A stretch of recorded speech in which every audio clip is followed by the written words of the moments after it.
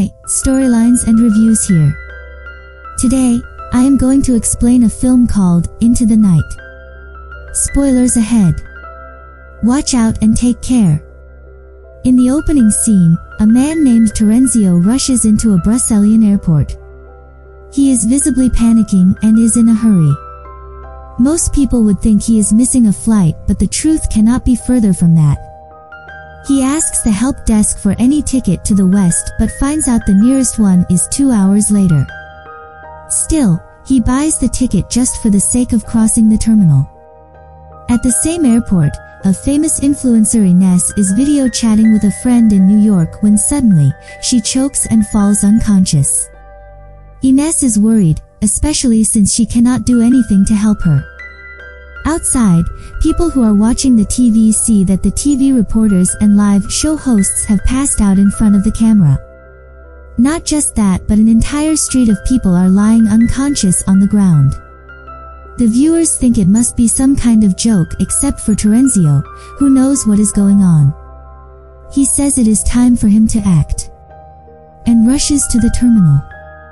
When a guard is distracted, Terenzio snatches his gun and asks everyone to get out of his way. He rushes to a flight that is about to take off to Moscow in a few minutes. Only some passengers have boarded the flight when he gets inside and holds everyone at a gunpoint. The pilot is missing and the co-pilot Mathieu doesn't want to help the terrorist. As they fight for the gun, a bullet hits Mathieu's palm and injures him. Outside, the passengers panic and the flight attendant Gabriel tries to keep them calm. Terenzio comes out of the cockpit, asking if there is a pilot on board. A woman named Sylvie gets up, although she is only a retired helicopter pilot. Under Terenzio's order, she and Mathieu take off with all other passengers. The avionics are broken because of the bullet, and as a result, no one from the plane can contact anyone outside. When the plane is airborne, Sylvie and Mathieu try their best to reason with Terenzio, but the man remains adamant. He says that he is an officer assigned to NATO and knows something they don't. Upon being urged, he reveals the rays of the sun have become deadly. Starting the next day, the sunrise is going to kill everyone, even those who stay indoors.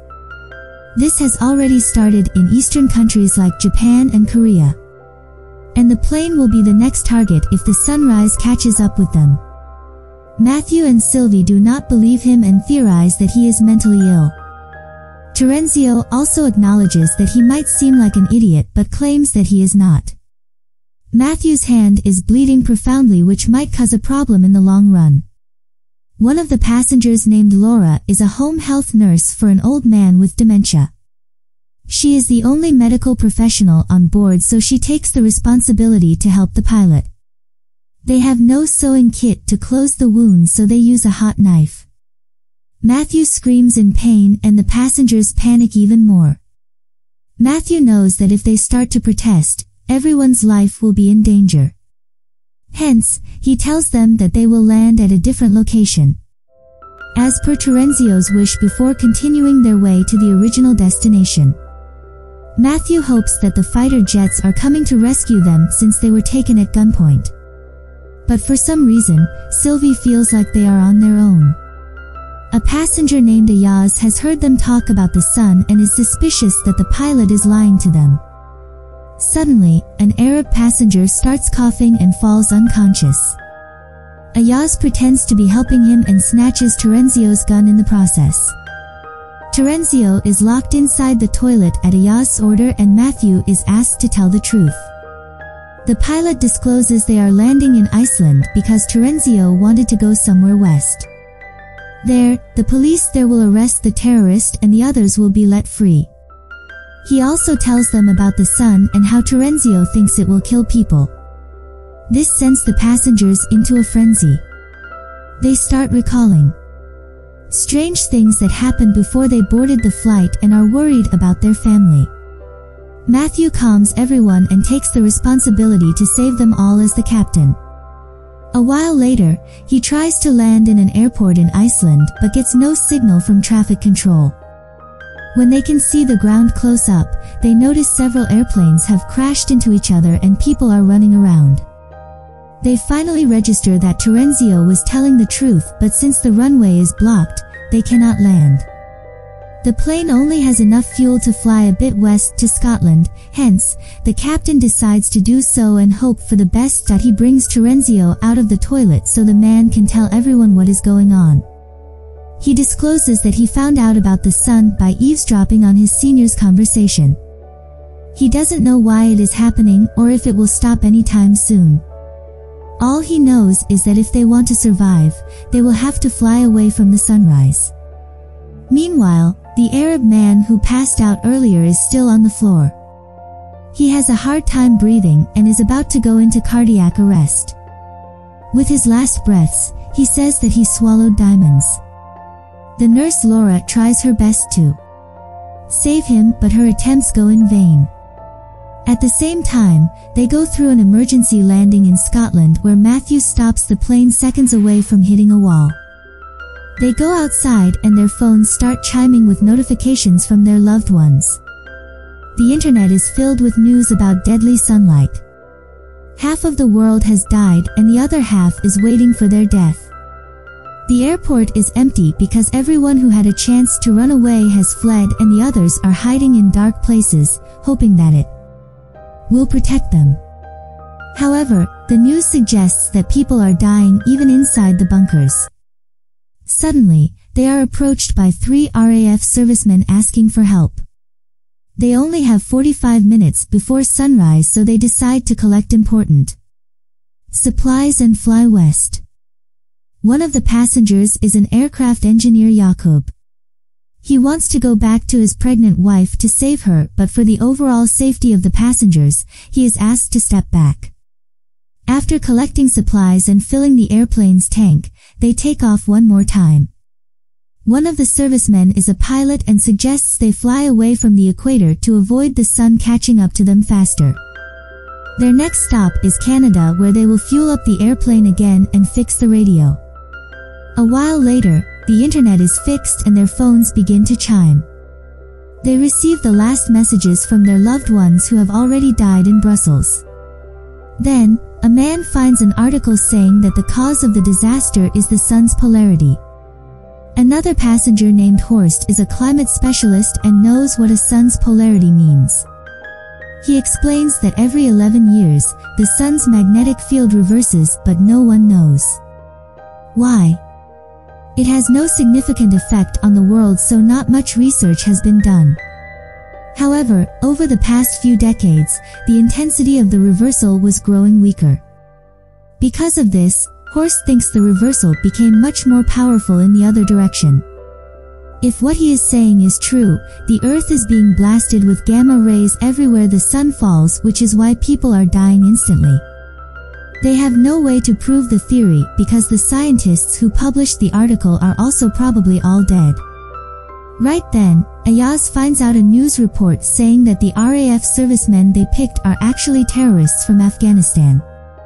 They were arrested and were being brought back to their country at the airport. Outside, one of them gets into an argument and pushes the old man who has dementia. It causes his death and gains the passengers' disapproval. Sylvie tells Mathieu about the news report and the two decide to abandon the terrorists when they land in Canada. A few minutes later, they land and have 2 hours before sunrise. Several victims of the sunlight lie all around the city. The terrorists are asked to look for repair radio parts in the nearest shop. They agree but insist on taking Gabriel and Jakub with them. The problem is that Jakub knows about the plan, but not Gabriel. Hence, when they are in the shop and Jakub locks the terrorists in a room, Gabriel refuses to come with him. Jakub doesn't waste time trying to convince her. In the end, he makes it to the airport while being followed by the terrorists. But Gabriel is left back in the city. The airplane takes off without her. The terrorists follow it and are able to hit a window with a bullet. Fortunately for the passengers, it only creates a crack, so if they maintain a level altitude, it will not break. A terminally ill kid named Dominic is also on the flight. Ayaz tries to chat with him, but his overprotective mother Zara asks the man to go away. Suddenly, they get a radio signal from someone in Hawaii. The conversation is cut short, but they assume that some survivors are staying inside an underwater bunker, which is why they are alive. Mathieu wants to leave for Hawaii as soon as possible, but Sylvie thinks going there because of an unclear message would be stupid. Meanwhile, Terenzio is furious that the captain gets to make all the decisions. He protests and everyone comes to an agreement that they will vote to make a decision from now onwards. Just when things start to calm down, several alarms ring at the same time, indicating an aircraft malfunction. Upon analyzing the problems, Mathieu learns that one of the terrorists who was following the plane earlier has attached himself to the landing gear. If he remains there, they will not be able to land. Hence, Mathieu decides to fly as high as possible so the temperature and lack of oxygen will take him down. However, he fails to consider the cracked window. Because of the pressure difference, it breaks, causing chaos inside the plane. Things fly into the sky as the passengers brace themselves for impact. Mathieu quickly brings the plane to a lower altitude and Jakub uses a wooden board to close the window for some time. Everyone calms down, but Dominic has trouble breathing because his respiratory tube flew away. Ayaz thinks of a plan and uses the oxygen pipe to make a respiratory tube. Zara is thankful and ashamed that she was mean to Ayaz earlier. The captain tells everyone that Hawaii is no longer an option because they will never reach there on time at this altitude. The most feasible option would be to land in Attu, an Alaskan island. Moreover, the turbulence wasn't able to get rid of the hanging terrorist. Ayaz, Jakub, and Terenzio go to the undercarriage and make a hole on the plane's floor to get a view of him. Terenzio uses his gun to point into the dark, but the criminal pulls it and almost kills him. Luckily, Ayaz comes to his rescue and shoots the terrorist dead. He becomes their hero for a few minutes before the passengers find out that he was the reason the Arab passenger died. They buried his body back in Canada, where a guy saw Ayaz cut his stomach open. Ayaz confesses he is a con artist who was smuggling diamonds from Brussels to Moscow. The diamonds were inside the Arab man's body with his consent, but he died because he didn't follow the panicking instructions. On hearing the confession, some passengers protest that Ayaz should be abandoned like the terrorists, but overall vote falls in Ayaz's favor. As a result, he is handcuffed in the avionics bay. In the following scene, they land in Alaska and refill the tank again before taking off. When airborne, the climatologist Horst discovers something strange. The fruits they picked up in Canada taste like they have no flavor. He thinks it is because the gamma rays are so intense that they are remodeling the atomic structure of the food. The most concerning part is that it decreases the nutritional value of the food. If this goes on, they will starve to death in a few weeks. Mathieu acknowledges the danger but claims that their primary concern should be running away from the sun. He has started to lose control of himself in the past few hours. Sylvie asks him to take a rest, but he yells at her, which is unlike his normal self. The passengers decide to force him into resting and bring him outside the cockpit. Although annoyed, Mathieu promises to sleep for the next few hours. A while later, they pick another signal on the radio and hear two parties talking. But the group only hears them say, Stara 17. They soon figure out that the person talking on the phone is a cosmonaut who is in space. They are shocked that someone like that is alive, but this also means he is talking to the control room, which is on the Earth. With renewed hope for survival, they decide to go to NATO headquarters in Brussels, where it all started. At this rate, they will have 4 hours after they land in Brussels until the sun comes out. Hence, they might find some information about the secret bunker in the headquarters with Terenzio's help. Outside, Laura finds Mathieu unconscious in the toilet. It turns out that the injury on his palm has been infected and caused blood poisoning. This is why he had been acting the way he did earlier. To solve the problem, they have to amputate the infected tissues. Laura says she can do the operation in Brussels if they manage to reach a hospital. However, without Mathieu, Sylvie cannot land the plane on her own. The passengers beg her since she is the closest to a pilot they have, but she knows that she can only land a helicopter. Horst makes her understand that if she doesn't take initiative, everyone is going to die. Following that, Sylvie is made to watch a few videos on how to land a plane. However, when she has to actually do the work, she panics. An aggressive turbulence hits and everyone braces themselves for the worst. In the end, they go through a shaky landing, but other than that, both the plane and the passengers are safe. Everyone claps for Sylvie and enjoys the moment of achievement amidst the disaster. Not wasting much time, they divide into 3 groups to do different tasks. 2 men stay at the airport to refill the fuel. Zara, Laura, and her group bring Mathieu to the nearest hospital while Terenzio, Ayaz, and a man named Rick go to the NATO headquarters. At the hospital, they find numerous dead bodies blocking hallways. By the looks of it, people were informed about the deaths before sunrise and were trying to save their lives. Laura orders everyone to ignore the chaos and focus on saving Mathieu. At the same time, Zara fills her bags with medicines for her son and for the others. Meanwhile, at NATO headquarters, Terenzio shows them the conference room where he first heard about the disaster. They cannot go through all the papers with the time they have left, so Rick decides to see if the surveillance footage has something. When he is away, Terenzio makes fun of Ayaz's Turkish descent and the two get into a fight. He accidentally hits Ayaz, causing him to fall unconscious and bleed heavily. Somewhere else, Rick finds a recording of the officials talking about a bunker under a dam in Bulgaria.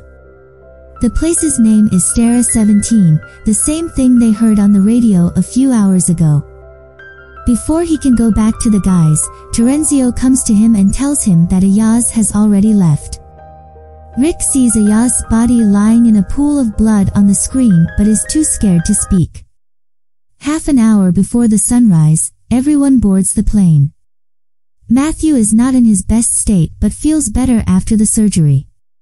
Terenzio tells everyone that Ayaz drove away before them, but they can no longer wait for him to return. With heavy hearts, they start the engines when suddenly, a car stops in front of the plane and Ayaz comes out. In the following scene, Terenzio is being handcuffed in the avionics bay. Sylvie tells everyone that if the Bulgaria plan doesn't work, they won't have enough fuel or time to reach another destination. When they touch down, everyone must be ready because they will only have 20 minutes to drive to the location of the bunker. Ayaz is in the toilet when he gets a seizure. It lasts only for a few seconds and he thinks it is because he has lost too much blood. However, he refrains from telling the others. When he comes outside, he is asked what he wants to do with Terenzio.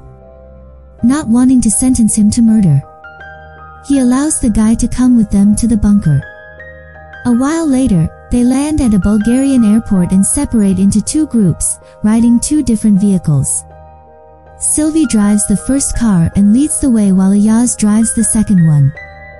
On the way, he gets the seizure again, causing them to crash.